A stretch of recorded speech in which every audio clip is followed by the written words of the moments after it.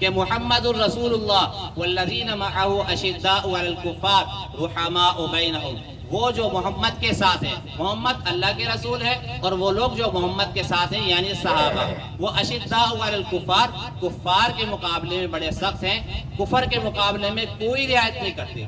جہاں کفر کا معاملہ آ گیا تو بس وہاں فوراً تلوار نکال کر کھڑے ہو گئے۔ ابو بکر ہے تو یہ نہیں دیکھ رہے کہ میری تلوار کی عزت میں میرا بیٹا ہے، عمر ہے تو وہ یہ نہیں دیکھ رہے کہ بھئی غزوہ بدر کے جو قیدی ہیں ان قیدیوں میں میرا رشتہ دار ہے، اور ان کی چاہت یہ ہے کہ بھئی اس کو پہلے قتل کر دیں تاکہ دنیا کو پتہ چل جائے کہ ہمیں ان کی ذات کی وجہ سے بغض نہیں ہے، ہمیں ان سے اللہ کی وجہ سے بغض ہے۔ اشداء علی الکفار، کفار کے مقابلے میں بہت سخت تھے، کفر کے مقابلے میں بہت سخت تھے، کوئی رعایت نہیں تھی دوسروں کی۔ اشداء علی الکفار رحماء بینہم، آپس میں نرم دل تھے، درگزر کرنے والے تھے، ایک دوسرے کی رعایت کرنے والے تھے، ایک دوسرے کے ساتھ نبھانے والے تھے، ایک دوسرے کے ساتھ دوستی کرنے والے تھے، ایک دوسرے کے ساتھ محبت کرنے والے تھے۔ قرآن یہ الفاظ ذکر کر رہا ہے کہ رحماء بینہم، آپس میں نرم دل تھے، آپس میں محبت کرنے والے تھے۔ تراہم رکعا سجدا یبتغون فضلا من اللہ ورضوانا، اس کے ساتھ ساتھ ایک تو یہ کہ اللہ رب العزت نے یہ بتایا کہ کافروں کے مقابلے میں کیسے ہیں اور آپس میں کیسے، اس کے علاوہ اللہ نے یہ بھی بتایا کہ تراہم رکعا سجدا یبتغون فضلا من اللہ ورضوانا، کہ آپ جب بھی ان کو دیکھو گے اللہ کے سامنے عاجزی کرتے ہوئے دیکھو گے، کیونکہ رکوع جب انسان کرتا ہے تو بھی اللہ کے سامنے عاجزی کرتا ہے، جب سجدہ کرتا ہے تو بھی اللہ کے سامنے عاجزی کرتا ہے۔ تو قرآن نے یہ دو لفظ ذکر کیے ہیں، تراہم رکعا سجدا، رکوع کرتے ہوئے دیکھو گے اور سجدہ کرتے ہوئے دیکھو گے، کیوں؟ یبتغون فضلا من اللہ ورضوانا، انہیں اپنے رکوع سے، انہیں اپنے سجدے سے سوائے اللہ کے فضل، سوائے اللہ کی رضا کے کچھ نہیں چاہیے۔ وہ اللہ کی رضا اور اللہ کے فضل کے لیے سب کچھ کر رہے ہیں۔ سیماہم فی وجوہہم من اثر السجود، اور وہ اتنے قابل دید ہیں اور وہ اتنے عبادت گزار ہیں کہ ان کے چہرے سے ان کے سجدے کے اثرات ٹپکتے ہیں۔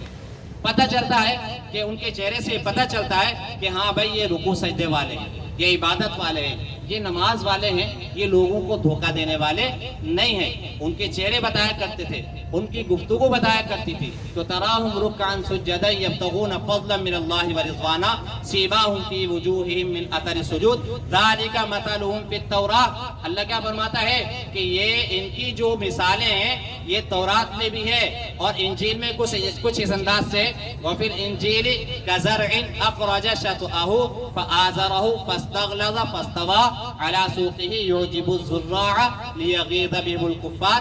اللہ رب العزت نے کھیتی کے اگنے سے تشبیہ دی ہے کہ جب کھیتی پہ کسان محنت کرتا ہے، بجائی کرتا ہے، بجائی کرنے کے بعد اس کی دیکھ بھال کرتا ہے، پھر کھیتی نکلتی ہے اور پھر وہ پھول بنتا ہے، پھر وہ پھل بن جاتا ہے۔ جب وہ پھل بن جاتا ہے تو کسان دیکھ کر بہت خوش ہوتا ہے کہ میری محنت رنگ لے آئی، میں نے جو بجائی کی تھی اس کا مجھے ثمرہ حاصل ہو گیا۔ میں نے بجائی اسی لیے کی تھی تاکہ مجھے حاصل ہو جائے، میں نے گندم کی بجائی اس لیے کی تھی تاکہ مجھے گندم حاصل ہو جائے، میں نے سبزی کی بجائی اس لیے کی تھی تاکہ مجھے سبزی حاصل ہو جائے، چاول کی بجائی اس لیے کی تھی تاکہ مجھے چاول مل جائے۔ تو جب یہ ثمرہ کسان کو نظر آتا ہے تو بہت خوش ہوتا ہے۔ ایسے ہی آپ علیہ الصلوۃ والسلام نے جب اس جماعت کو تیار کیا تو دیکھ کر بہت خوش ہوتے تھے، لیغیظ بہم الکفار، اور اللہ رب العزت ان سے کیا چاہتا ہے تاکہ ان کے ذریعے سے، ان کی وجہ سے کفار کے اندر غیظ و غضب پیدا ہو۔ صحابہ وہ ہستیاں ہیں، وہ جماعت ہے دوستو عزیزو کہ جس کو دیکھ کر کفار، کافر بالکل بھی برداشت نہیں کرتے تھے، نہ منافقین برداشت کرتے تھے نہ ہی تو کافر برداشت کرتے تھے دوستو عزیزو۔ صحابہ وہ جماعت تھی جو کفار کے مقابلے میں بہت سخت تھی۔ تو اللہ رب العزت نے اپنا بھی ذکر کیا، نبیوں کا ذکر کیا، خاص حضور کا ذکر کیا، پھر اس کے ساتھ ساتھ صحابہ رضی اللہ تعالی عنہم اجمعین کا بھی ذکر کیا، اور پھر ان کی رضا کا بھی اعلان کیا کہ اللہ ان سے راضی ہو گیا، وہ اللہ سے راضی ہو گئے۔ حتیٰ کہ اللہ رب العزت نے یہ بھی بتا دیا کہ بس اب میں ان سے کیا ہو گیا، راضی ہو گیا، اور اللہ کی جو رضا ہے میرے دوست عزیزو وہ جنت کی صورت ہے۔ تو صحابہ رضی اللہ تعالیٰ عنہم اجمعین کا ذکر ہی نہیں کیا، صرف ان کی قربانیوں کو ہی بیان نہیں کیا، صرف ان کی صفات کو بیان نہیں کیا، بلکہ اللہ نے یہ بھی بیان کر دیا کہ میں ان سے راضی ہو گیا اور یہ اللہ سے ہر حال میں راضی ہو۔ حالانکہ کتنی مشقتیں تھیں، کتنی تکلیفیں تھیں، کتنی رکاوٹیں تھیں، صحابہ کی زندگی بہت مشکل تھی، لیکن وہ ہر حال میں اللہ سے راضی تھے۔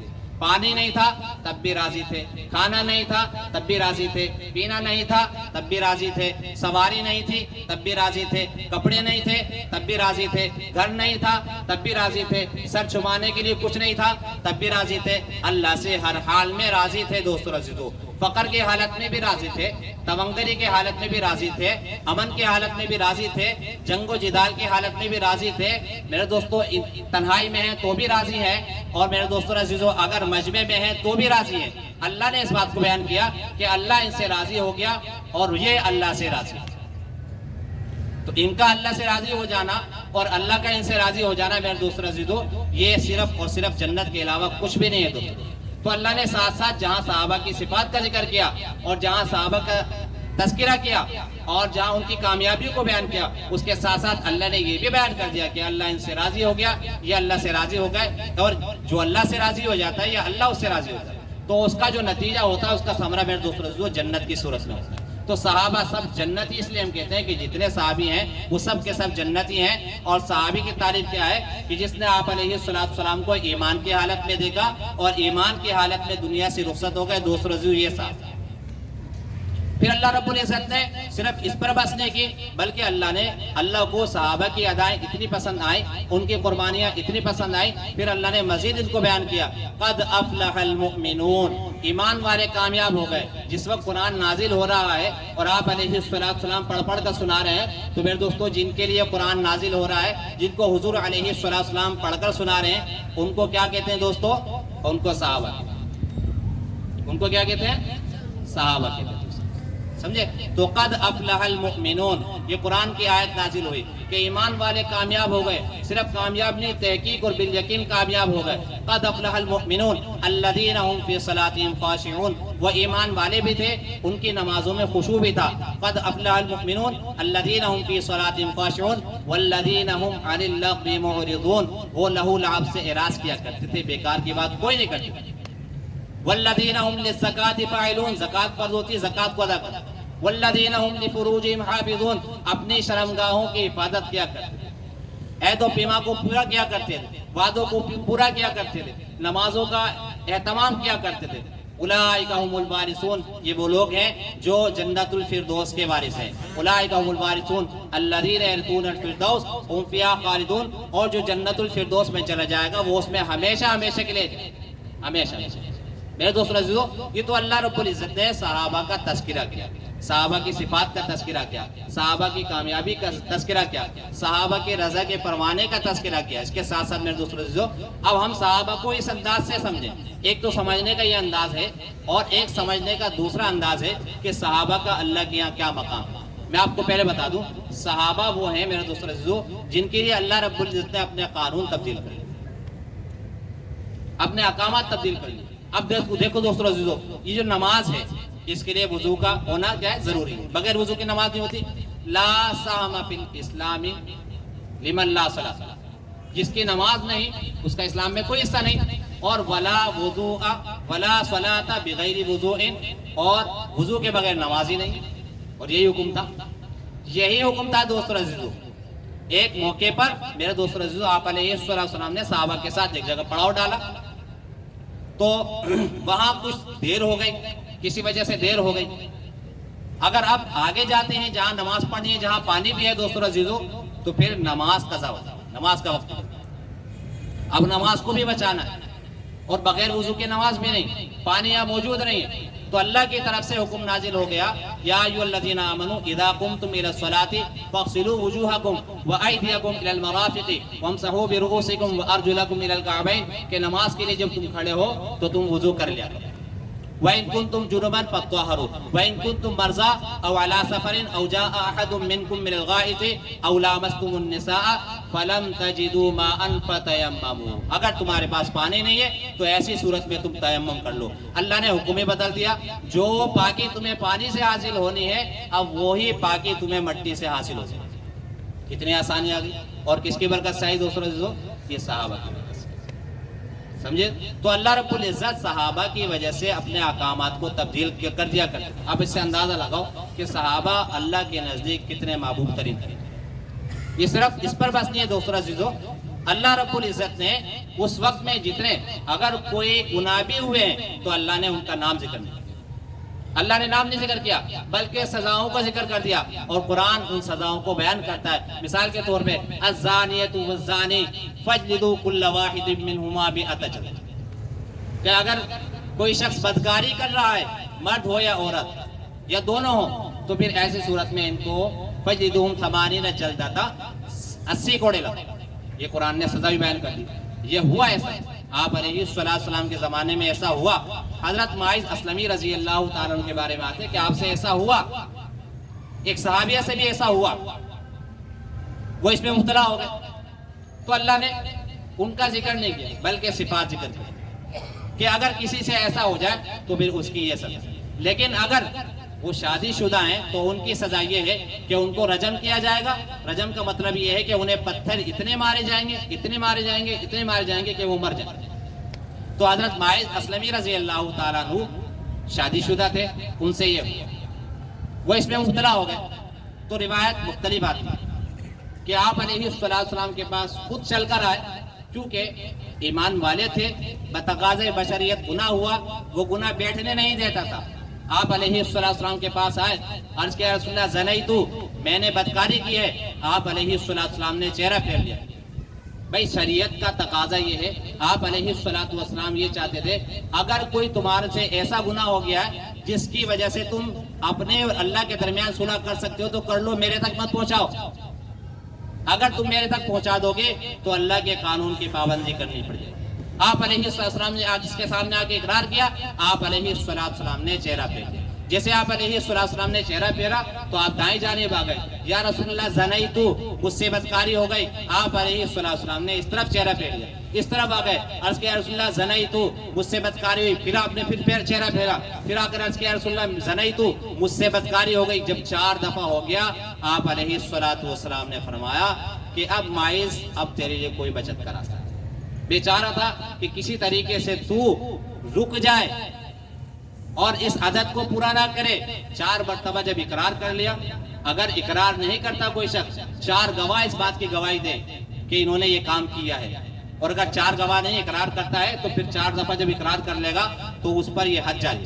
حضرت معاذ اسلمی رضی اللہ تعالیٰ عنہ کو اس طریقے سے رجم کر دیا. ان کے چچا آپ علیہ السلام کے پاس آیا کہ یا رسول اللہ معاذ یقتل قتل الکلاب، توبہ نعوذ باللہ، کتے کی موت مارا گیا. آپ علیہ السلام فرمایا کہ لا تقل ھذا، یہ بات مت کہ، اس لیے کہ اس نے ایسی توبہ کی ہے کہ اگر اس توبہ کو پورے عرب میں تقسیم کر دیا جائے تو سب کے مغفرت ہو جائے. یہ صحابہ کہ اگر وہ توبہ کرتے تھے تو ان کی توبہ سب کے لیے کافی ہو جاتی. اب اس سے سمجھو کتنا فرق ہے. حضرت ہلال بن امیہ رضی اللہ تعالیٰ عنہ آپ علیہ السلام کے پاس آئے، عرض کیا رسول اللہ میں نے اپنی عورت کے ساتھ کسی غیر مرد کو دیکھا ہے، میں کیا کروں؟ آپ علیہ السلام فرمایا گواہ لے کر آؤ، کیونکہ اصول اور ضابطہ یہ یا تو آپ کی بیوی اقرار کرے اس بات کا، اور اگر وہ اقرار نہیں کرتی تو آپ ایک طریقے سے دعویٰ کر لیں، اور جو دعویٰ کرتا ہے اس کے لیے گواہوں کا ہونا ضروری ہے کہ وہ گواہ لے کر آئے. اور یہ معاملہ ایسا ہے کہ اس میں 2 گواہوں سے کام نہیں چلے گا، اس میں 4 گواہ سے، 2 گواہ مرد کی طرف سے اور 2 گواہ عورت کی طرف سے، 4 گواہوں کا ہونا ضروری ہے.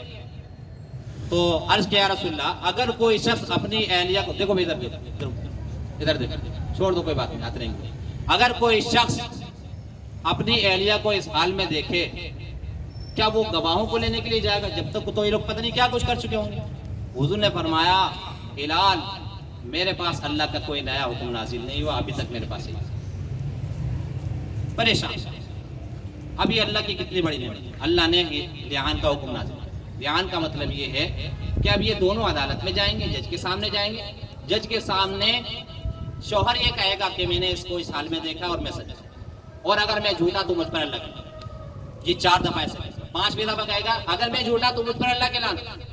اور بیوی بھی اسی طریقے سے گئی کہ یار کہ جج صاحب یہ اپنی بات میں جھوٹا ہے، اور اگر یہ اپنی بات میں سچا ہے تو مجھ پر اللہ کا غضب ہے.